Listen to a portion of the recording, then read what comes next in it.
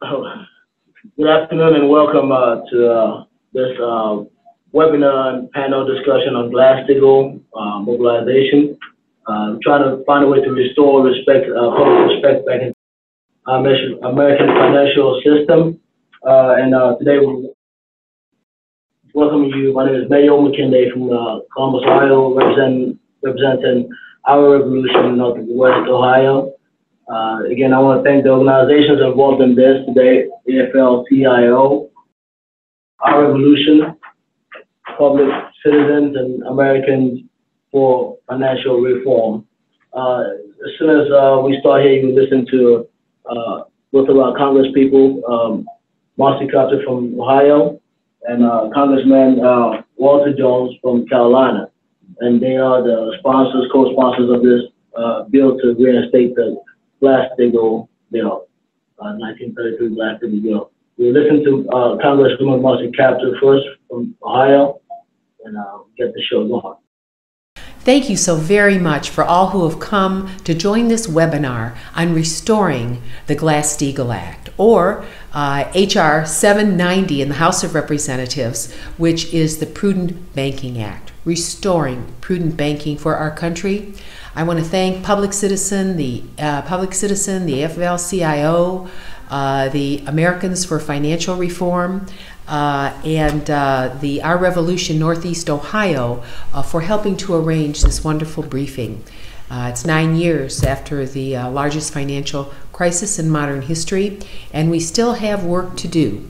And what we still need to do is to separate the risky speculative behavior that caused the meltdown in the first place, throwing millions of Americans out of their homes and taking away large segments of their wealth, separating speculative banking from prudent banking. And that means, if you think about it today, the average senior citizen or person who has a certificate of deposit earns almost no interest. That's the bank paying you rent for your money. And when you get so little, believe me, they're taking your money and making loans and charging 7 and 8 and 9% interest, and you don't benefit from that. What we want to do is we want to go back to prudent banking, where consumers are respected, where customers are respected, and money not being siphoned off and invested in high risky speculative investments in other countries many times. The big six on Wall Street, who control 2/3 of the money flow in our country, are the ones that are outsourcing our jobs. They're the ones that have this vast wealth that they can move around the world. But guess what? You're paying the price. And so your webinar is going to help people understand how to use their own money more wisely, and we need your help in passing H.R. 790 in the U.S. House of Representatives. We now have about 60 co-sponsors. We could use another 60, and we're close to then third base in getting to home plate. Thank you so very much. Good luck in your webinar today. We want to thank Congressman Marcy Carter. So now we'll get going listening to Congressman Walter Jones from North Carolina. Thank you for being a part of this movement to get more and more people in Congress to understand that we need to reinstate Glass-Steagall. And the reason I feel so passionately about this is because I was here and voted years ago to repeal Glass-Steagall.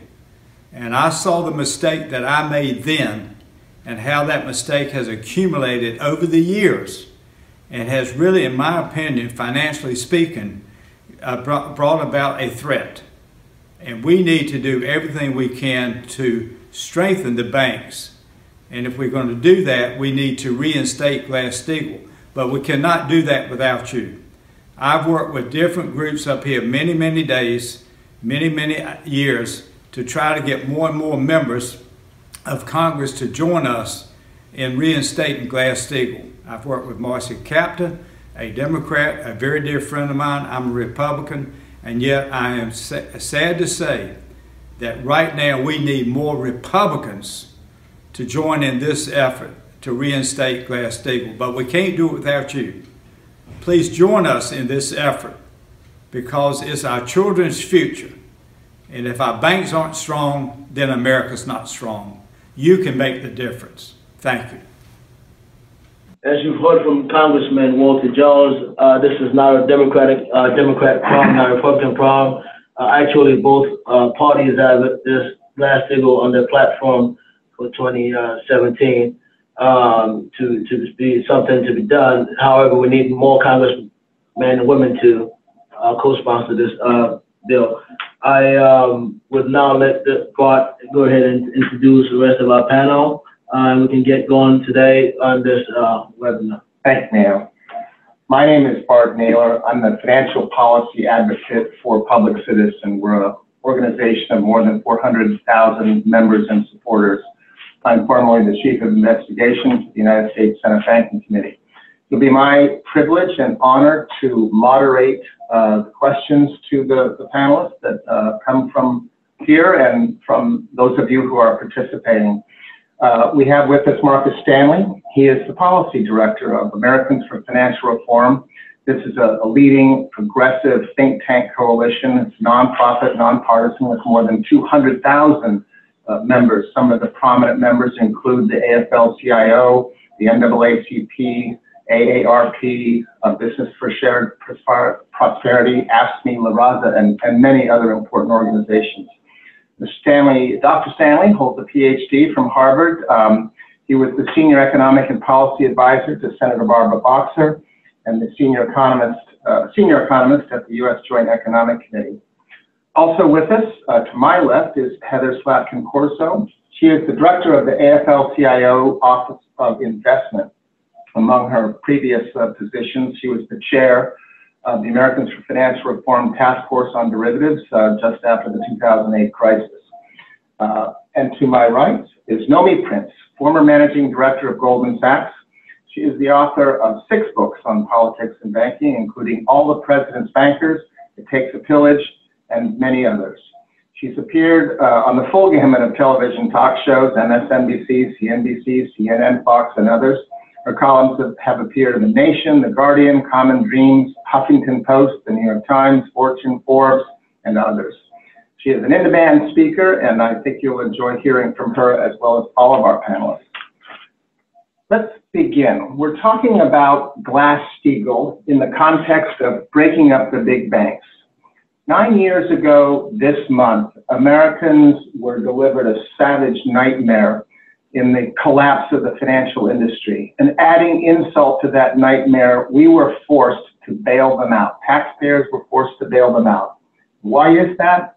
Because our Washington leaders informed us that they were simply too big to fail. They had become so intertwined and so large that we were forced to reach into our pockets and bail them out, giving bonuses to people to unwind them. It was a travesty in all respects. Why did that happen? Well, one of the reasons it happened, why they had become so big, is that the financial industry had become deregulated. The rules had become shattered. Prominently in 1999, a law called, summarized as Glass-Steagall, was repealed. What's Glass-Steagall? It's the name given to a 1933 law that established 2 important principles. One is that your deposits in a bank up to a certain level would be insured by the taxpayers, by the government. It created the Federal Deposit Insurance Corp. What did that do? Well, among other things, it meant that you, as a lender to the bank, because that's what you're doing when you give them your deposits, are not doing the typical thing that a lender does, and that's diligence. You need not care about the operations of the bank, the quality of the management. You almost don't need to worry if the bank burns down just after you deposit the check. What that also does is that means that you won't be earning much interest. As Congresswoman Capter said, if you put some savings in a bank today, you're probably going to get almost nothing. The second principle, however, is that if these deposits, which provide funding for the bank that's abundant and cheap, should not be used for anything other than improving the economy, such as patient loan making in actual Main Street, real American enterprise. It shouldn't be, it couldn't be invested or put in speculation. So that banks were split into 2 types, the commercial bank with the productive enterprise and the speculative bank, the investment side. And that seemed to work pretty well until the banking industry, through fiat and regulatory agencies, and then finally in 1999 repealed that separation. And it was less than a decade later that the financial industry collapsed.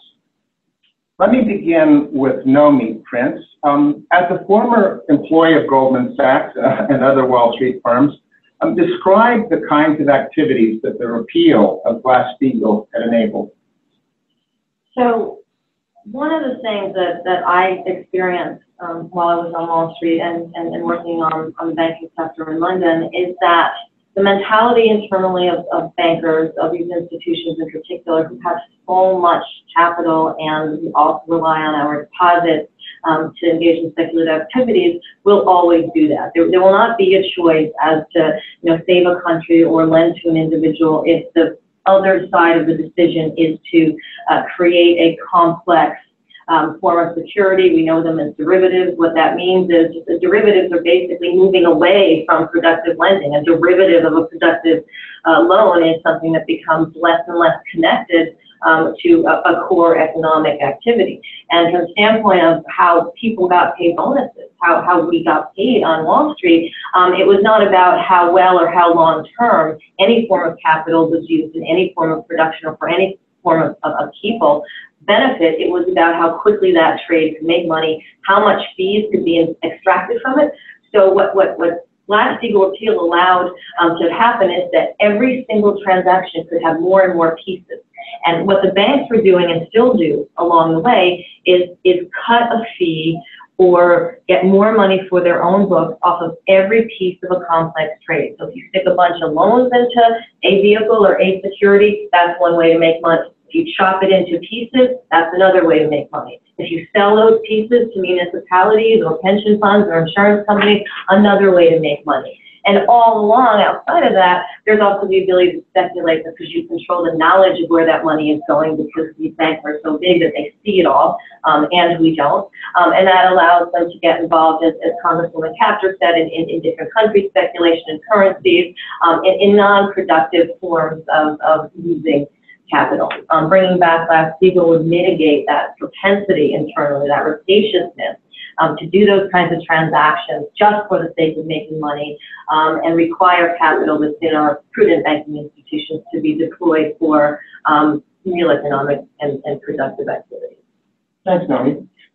Marcus, how did the repeal in 1999 of Glass-Steagall figure in the crash of 2008? Again, that's 9 years ago this month.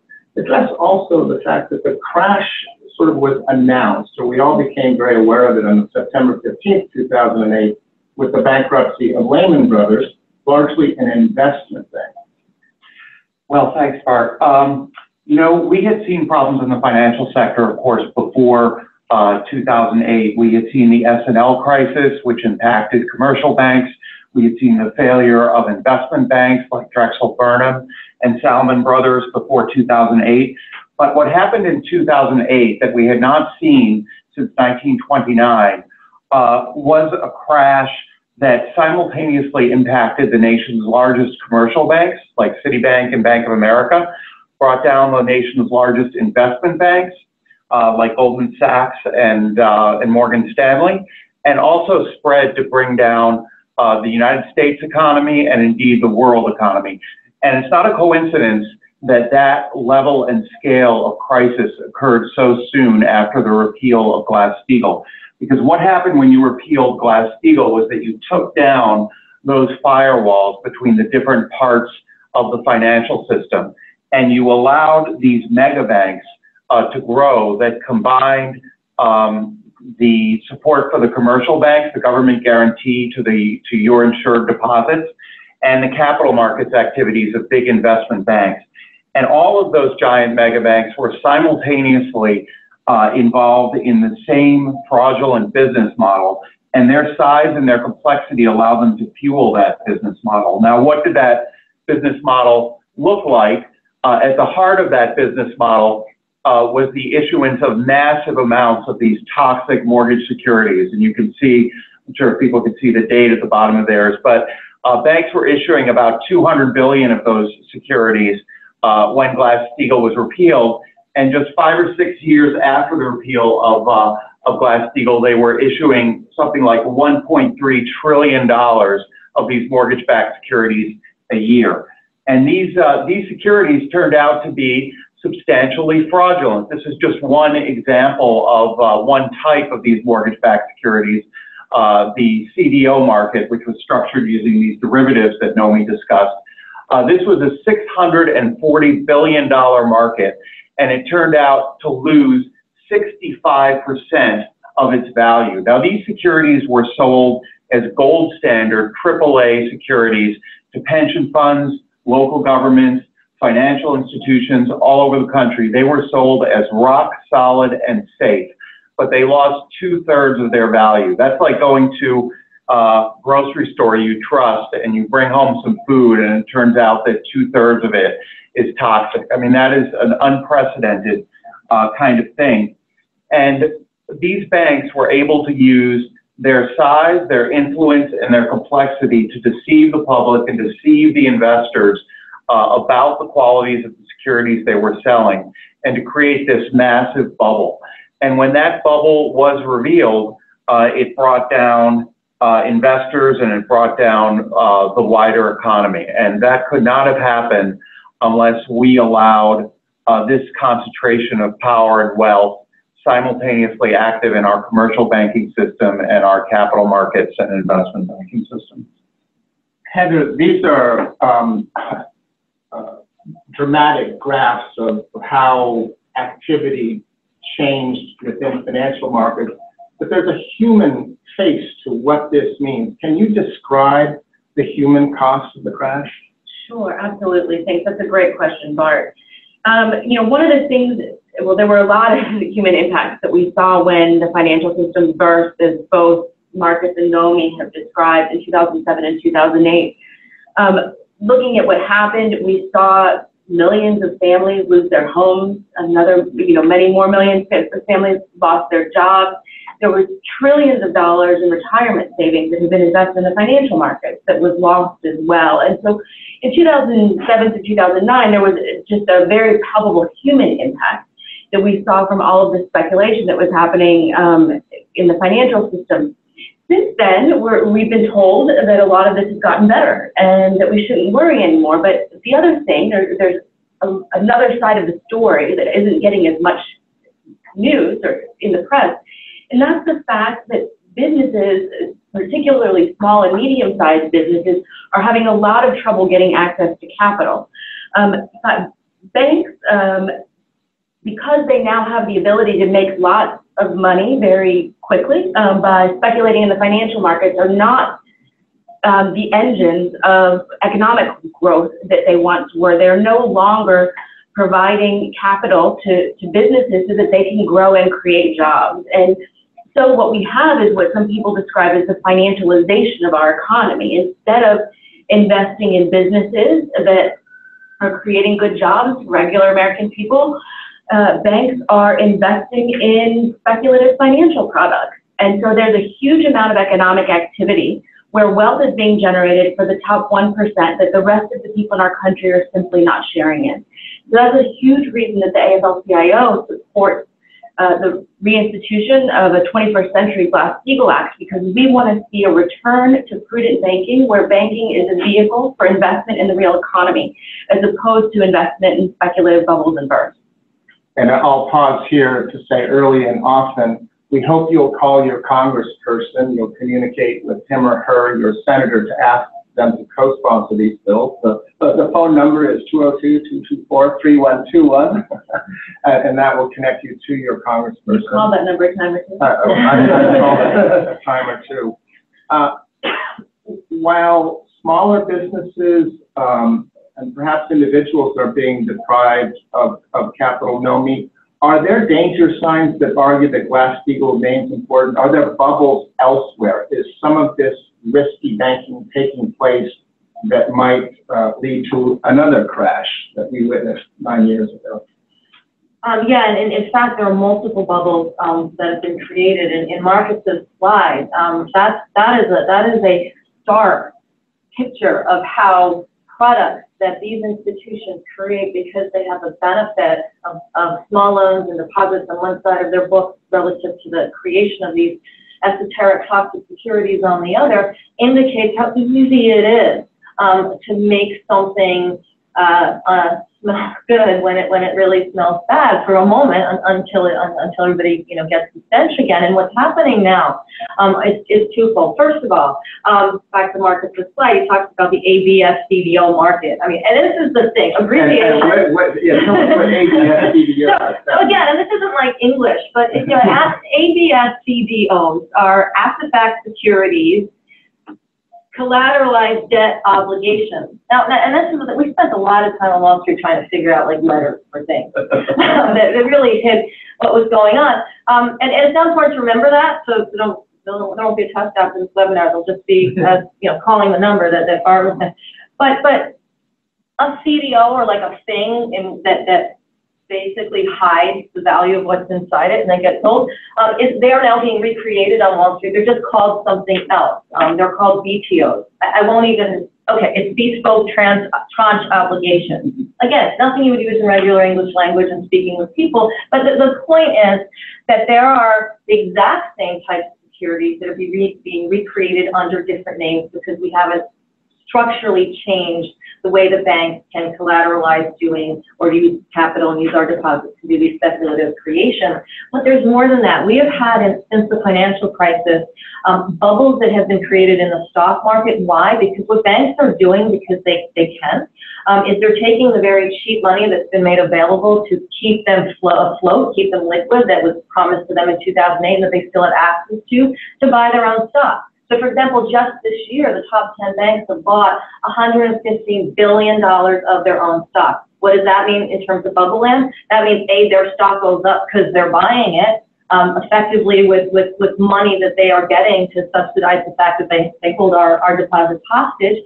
But that money, if they actually lent it to what Heather was talking about in terms of to productive small businesses and medium business opportunities, would be worth $1 trillion of loans. So they are buying to raise their own stock and therefore to create a bubble situation in the stock market. Just this year, $115 billion worth of stock that they are then paying themselves dividends on, instead of lending $1 trillion worth of money to real functional economic foundational purposes. So that's one. Now they are lending to corporations. They are lending internationally to that with this cheap money. So what we've had is a corporate debt bubble as well. So instead of banks lending to real people and helping them and small businesses and medium, they're going for the big guns. They're going for the GMs. They're going for the Apples. They're going for companies that then also buy their own shares with the debt that they've accumulated and worked on with banks. So there's a debt bubble in corporate land. There's a stock bubble.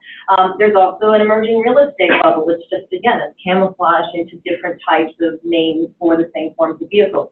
So we have bubbles in multiple places now that we didn't even have back in 2007, 2008. And that's why it remains critical to take precautions now to divide these banks up and require them to not speculate with our capital and to become more prudent in their structures so that we don't have to bail them out again and endure another decade of recreating more bubbles for the next one.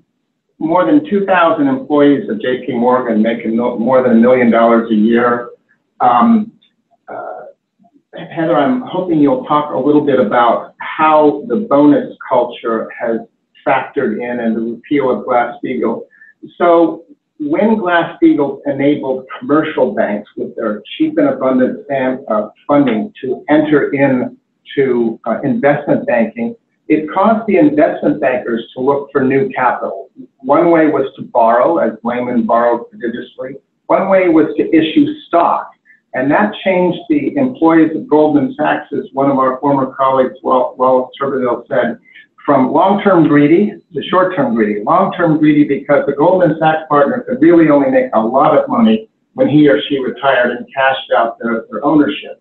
But now that they were incentivized with annual stock investment, they could become as reckless as now the bankers, the commercial bankers who had invaded. Talk a little bit about it, and please, you're welcome to advertise the AFL-CIO's award-winning pay watch website as well. Well, thanks for doing it for me. Yeah, I mean, Bart, you make a really good point here. Essentially, what we've seen happen is that the financial institutions are now paying their senior executives and a lot of members of their staff with stock. And stock awards often vest over 1, 2, 3-year time periods. What this means is that an individual is only concerned about how the company performs for the time period in which their stock is vesting, which is typically no more than 3 years. And so what happens is that people are making decisions about the activities that they take as employees of the institutions that are designed to improve the value of the stock over the short term without much financial incentive to worry about what's happening over the medium to long term.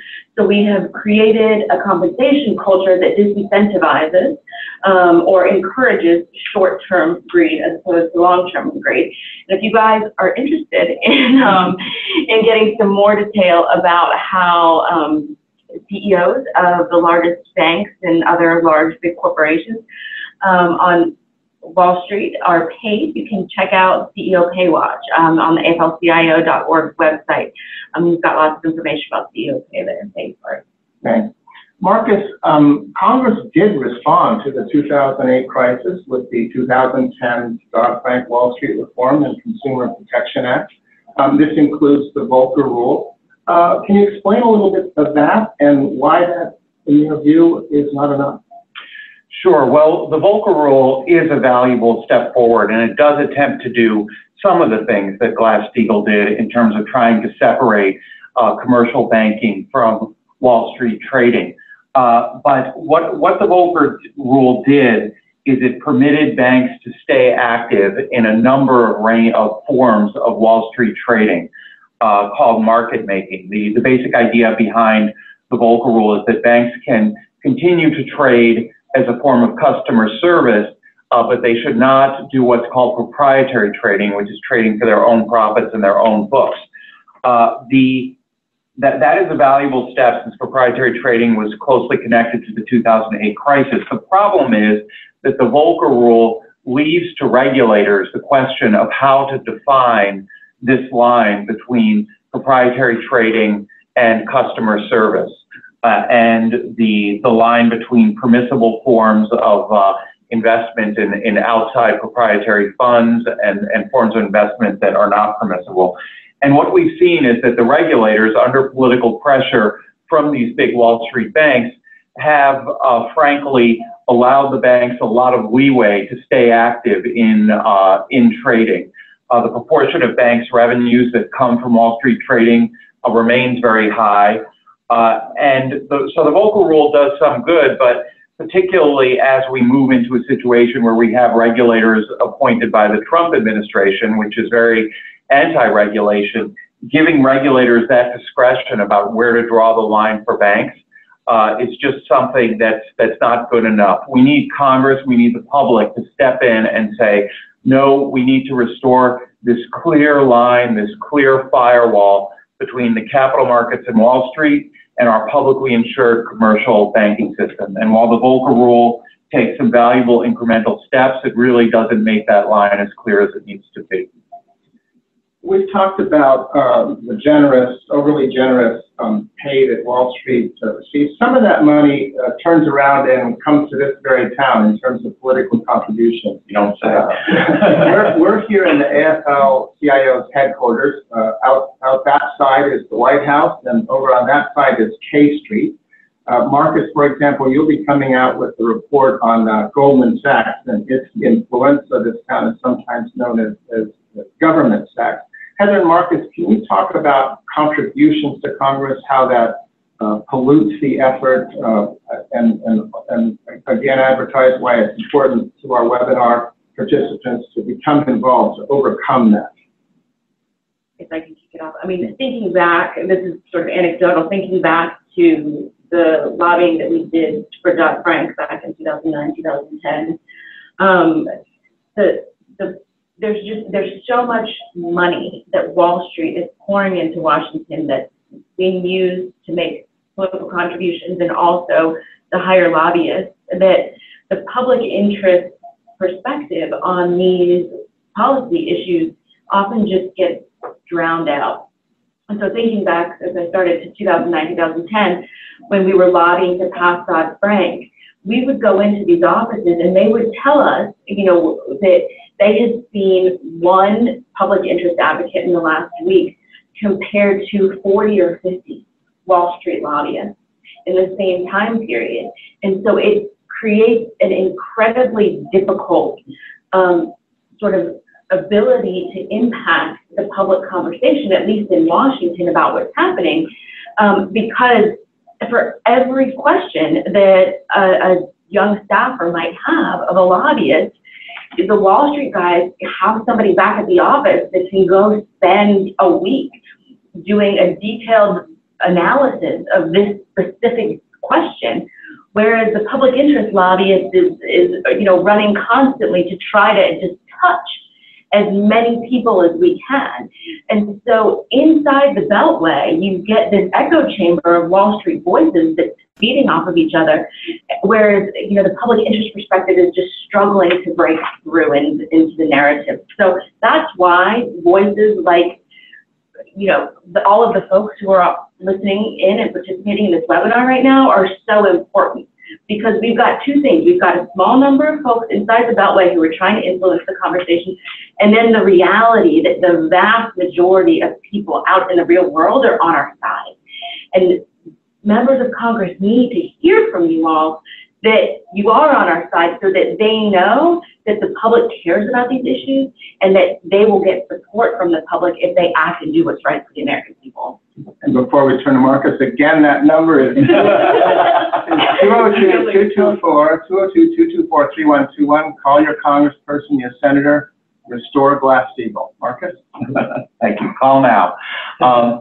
So yeah, we Americans for Financial Reform will be coming out with a report on the Goldman Sachs influence in the Trump administration, and we'll make that available through our revolution as well. And it's really an irony. Heather mentioned that the public, that you folks out there outside of the Beltway, do understand that something is deeply wrong here, but that message is not getting through within the Beltway. And I think that this past election in 2016 is just such a glaring example of that, because you had Donald Trump actually running on a populist anti-Wall Street message. He was running around saying that his opponent was in hock to Goldman Sachs and in hock to hedge funds. And what happens as soon as Trump gets in office, he appoints actually the vice president of Goldman Sachs to be his chief economic advisor, Gary Cohn, and he appoints another alumni of Goldman Sachs, Steve Mnuchin, to be his Treasury Secretary. And these are the two most powerful economic advisory positions in the administration. And in the case of Gary Cohn, you have someone who was deeply involved in precisely these markets that I were pointing to, that were fraudulent markets that brought down the economy in 2008. He was one of the people who helped come up with these instruments, who helped sell these instruments, and who actually, there's evidence of this at the in Senate hearings after the crisis. He was directly involved in selling instruments that were based on toxic mortgages the banks knew were going to fail, on selling these to Goldman's own customers, to investments around the country, to investors around the country. Yet now he is the chief economic advisor to our president. And the sort of head spinning or dizzying hypocrisy where you have people going out and telling the public one thing, but then within the Beltway, appointing people from Wall Street and from the banks to these positions of enormous power, is just something that's got to stop. And it's only going to stop if you, the public, speak up and get active on these issues. Turning to you, Nomi, there are more than 3,000 bank lobbyists who are paid upwards of $2 million a day to lobby members of Congress and the administration. We're hoping to change history. We're hoping that this will be a point when America comes to their senses. 202-224-3121, and call your congressperson. Naomi, you are a very well-published author and can talk a little bit about history. Can you talk about the circumstances that led Americans and their congresspersons to pass Glass-Steagall back in 1933? How are those circumstances similar or perhaps a little different than what prevails today?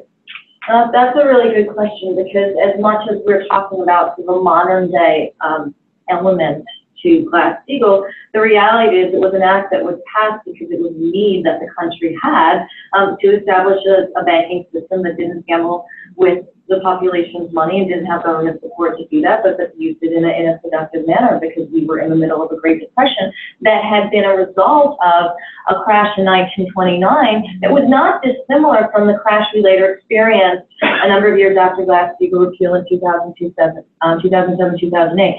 Back in those days, we had about a decade of deregulation of the banking system, which basically was a hands-off attitude of the government to the financial system, to the major banks on Wall Street, which still exists today. So then it was Chase, it was National City Bank, it was Goldman Sachs. Today it's JP Morgan Chase, Citigroup, which was National City Bank, Goldman Sachs. But you had groups of the same financial institutions who effectively were, instead of creating ABS CDOs, were creating things called trusts, where they still stuffed a bunch of things that they didn't have to characterize or be particularly truthful about, securities into big packages, and sold those off to investors.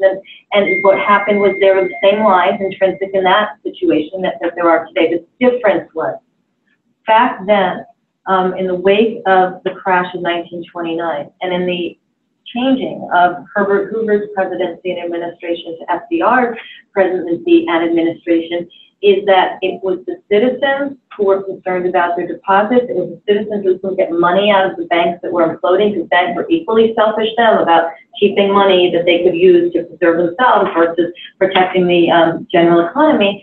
But what was different was you had bankers. You had actually the head of Chase at the time and the head of National City Bank at the time, a man named Winthrop Aldrich at Chase and Francis Perkins at National City Bank, who went to FDR and said, you know what we're going to do? We are going to actually dissect, separate our banks first, while this act is being considered throughout Washington. And FDR turned around to Winthrop Aldrich, who was a friend of his. They used to yacht together near my hometown. But basically, he said, look, can you help me? And Winthrop Aldrich, a Republican banker running the second largest, most powerful institution in the United States, Chase at the time, said yes. And he actually was the lobbyist, not getting paid anything. I mean, he was wealthy, but he wasn't getting paid, $2 million in billable hours per day. He basically went to bipartisan groups of Congress people and said, look, we will be more stable as a country. I'm going to do this first. And before Glass-Steagall was even passed in June of 1933, he took out a front page article, and you can find this, in the New York Times to say, I'm doing this first. He put out a letter to his board of directors and said, we are splitting up this bank.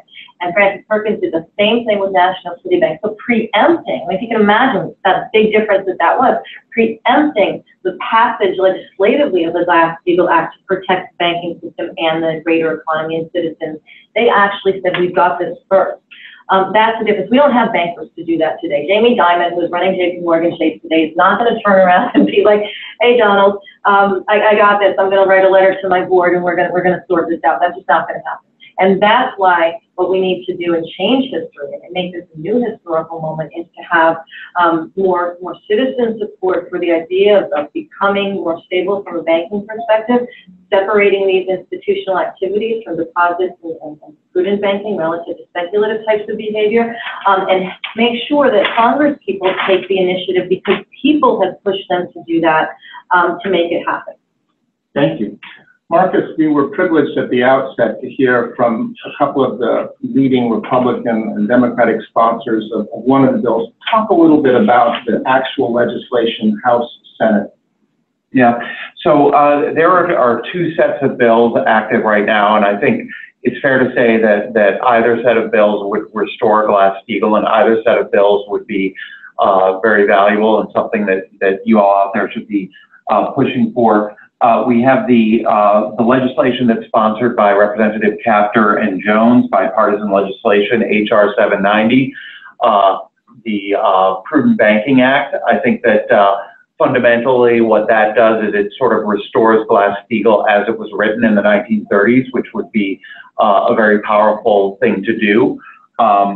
We also have a legislation that's sponsored by Senators Warren and McCain in the Senate, which is the 21st Century Glass-Steagall Act. And I think that this both restores Glass-Steagall and has some additional pages that sort of strike at some of the new forms of finance that have occurred, like derivatives that have been developed over the 1990s and 2000s, and kind of does some extra things to make certain that Glass-Steagall is updated to handle these new forms of capital markets activities. And that's S881 in the Senate, and it has a companion bill sponsored by Representative Capuano in the House, which is HR 2585. And either of those bills, HR 790, S881, or HR 2585, would be very powerful and would restore Glass-Steagall. And I would just urge you to call both your representative and your senator. I think senators have some additional power in our system to kind of raise the volume on these things and insist on action in their body that individual House members don't always have the power to do. So I urge you to call your senator about S881 and your member of the House about both HR 790 and HR 2885. Now, support for Glass-Steagall, Heather, is well beyond this room. I'm wondering if you can talk about who some of the sponsors and supporters of this policy are. There's a lot. I mean, we've talked about the sponsors of the legislation. So obviously Senator Warren and Senator McCain. Our big supporters, Senator Cantwell and Senator King, are all sponsors of the Senate version of the bill. There are 60 members in the House who are sponsors of the legislation as well. One of the things that we thought was interesting was that both the Democratic Party platform and the Republican Party platform in 2016 included language saying that both parties support the Glass-Steagall Act in some form. So this is bipartisan legislation, and it's an area where there's broad agreement across the political spectrum that it's a policy that we need to move forward and implement. And once again, call your senators and congressperson at 202-224-3121. How else can citizens get involved? What should they be doing in addition to these appeals to their members? I'll add something. One of the things that we've been doing is collecting signatures all around the country, and the way to actually get that done is to reach out to Dennis Slotnick out of Northwest Ohio Revolution, myself in Columbus, Dennis in Toledo, and all your Our Revolution chapters, local chapters, and try to get signatures, because we take the signatures to the congressman and woman and also to the United States senators, and we've talked to them over time. They do respect these letters that comes to them from the citizens saying that we want our government to work for us. This was somewhat of some of the promise that Trump tried to use to promise the American people that he was going to fight for them. However, we see how that is going right now. That is not going quite that way. It's the same issue that affects the rural America, that affects urban America. The same people that rural America call big government is the same people that urban America call the system. And these are the same people that are trying to keep us down in the sense of the big money and the big banks and how they're just getting too corrupt. And we all know that often absolute power breeds contempt of ideals. So nobody can really have all that power and think twice about trying to distribute the wealth or distribute the power. They're so drunk and often just full with the idea that they have the power and they have the money and they can do whatever they want to do. So we need to some kind of way keep them prudent and to bring integrity back into the system that we all share and we all put money into, we all put our lives into. So again, I'm so glad we have this panel here today. But definitely the information of how to personalize the letter. You have to try and get a letter to Dennis Slotnick's email address right there, and also by October 27th, because we'll be making some other trips to DC to make sure that we can deliver these letters and voices to legislators, making sure they did do the right thing. So we have some more questions. Yeah, or we have a few minutes left, but maybe final comments. We can simply go around. Marcus, we can begin with you. Some important points that you think we should be making. Yeah, well, I mean, I think that we've folks done a great job in covering the significance and importance of Glass-Steagall.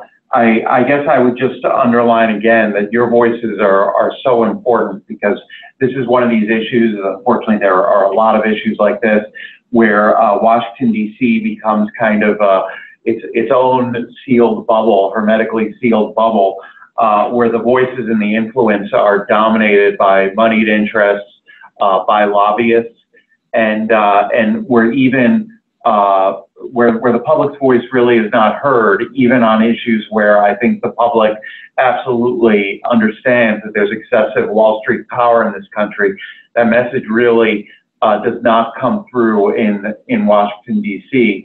And I think both with Glass-Steagall and other things, it's just so important that you make your voice heard, not only through letters, but through when your representative or senator is back in your district and is having public forums, through showing up at public forums, through defending effective regulation of Wall Street, joining organizations like Our Revolution, Public Citizen, Americans for Financial Reform that keep you informed on this, and making your voice heard, and getting out there and voting in 2018 also. Yeah, I mean, I echo that. This is a time where, yes, you have the opportunity to move the needle, and there is bipartisan support in the House and in the Senate for a Glass-Steagall bill, and there's also a climate right now where we are in danger of having a lot of bubbles that have been created by not addressing this issue pop and hurt us more than they did 10 years ago. So it's also a critical timing. And I think the fact that we're all sitting here together, there's all these coalitions of groups in Washington, that people here, Congress people and senators that we talk to, or that you write letters to, or that you connect with, because of all that noise, they don't necessarily think of banking as something that people really care about. It's kind of the issue that happens after whatever on the news that day.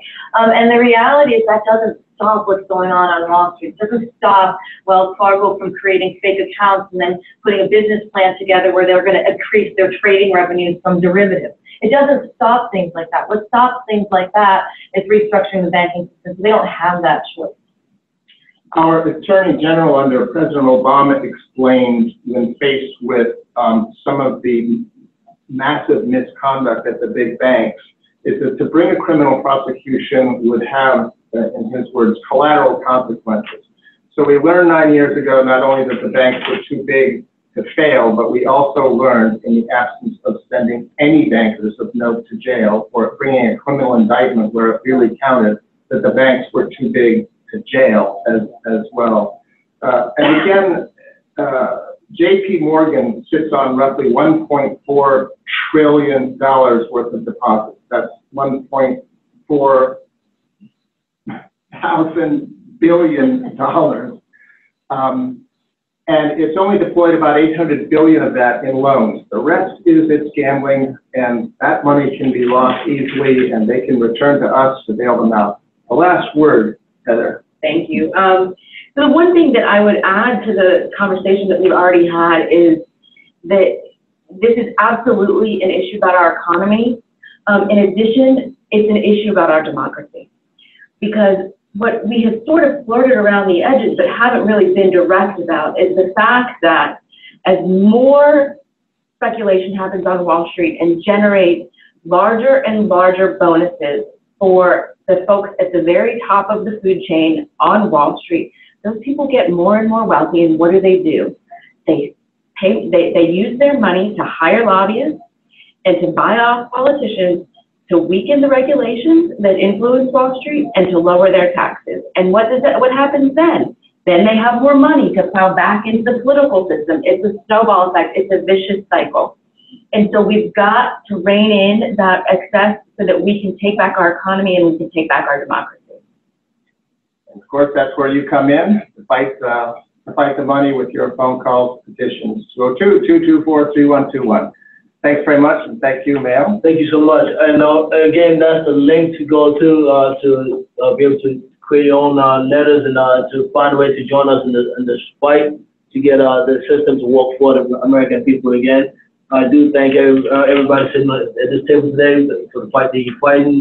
Congressman Walter Jones and Congresswoman Marcy Carter, and for introducing this bill to reinstate Glass-Steagall in America today, because that's the only way we can really start to save the American democracy, which is at a rough state right now in our history, where money counts so much more than people's voices. But this is where we can speak our voice to start to show our legislators that we are paying attention to what's going on, and we want to make a change. We are asking for a change, that this is the way to do it. We need letters and we need calls to go to their offices to make sure that we let them know that we support the reinstatement of Glass-Steagall in 2017, and we want to make sure that we write the history towards the right direction. We've heard about how we put our money in the banks and we get all this fines and all this punishment if you make any mistakes at all with your bank. However, this is the money that you put in the bank. That's one level of unfairness that hits people at home every day. We all know we've been through that when we've had to pay some fines through our banks, and we've heard about how our interest rates could, the interest that we can get from our money that we deposit in the bank could be better if we have a Glass-Steagall reinstated. We've heard about the issue of money in politics and how if you leave the system the way it is right now, that the politicians will only pay attention to the folks who have the most money, which is the folks on Wall Street. And you ask yourself sometimes, how can we fight the fight? How can we compete with this big money system? Well, the way you can compete is to try to reinstate Glass-Steagall so we don't have too much money controlling the system as opposed to the people. We also heard about the issue of loans. New and small businesses trying to grow in America. The part of American dream is the idea that any small and new business can grow and can lend on a bank to lend them money to try to find a way to grow. But with a system that will stop or that will impede the progress of banks being able to lend money out to small businesses because they don't really care no more, we need to find a way to keep them honest and to bring integrity into the system. So again, I do use that to thank all the organizations involved today. First of all, the AFL-CIO for hosting us. Thank you so much. We come from all parts of America to try to reach out to big Washington here, and we find a home in your office. It's very we're very appreciative of that. We thank obviously our revolution, which is our organization and public citizens in American for financial reform. We thank you all for coming. We most especially thank the people listening out today, tuning in and trying to find out how we can make this system work for us as neighbors. We have to all work towards making this system work for us also. We thank you all, and hopefully we'll see you the next time.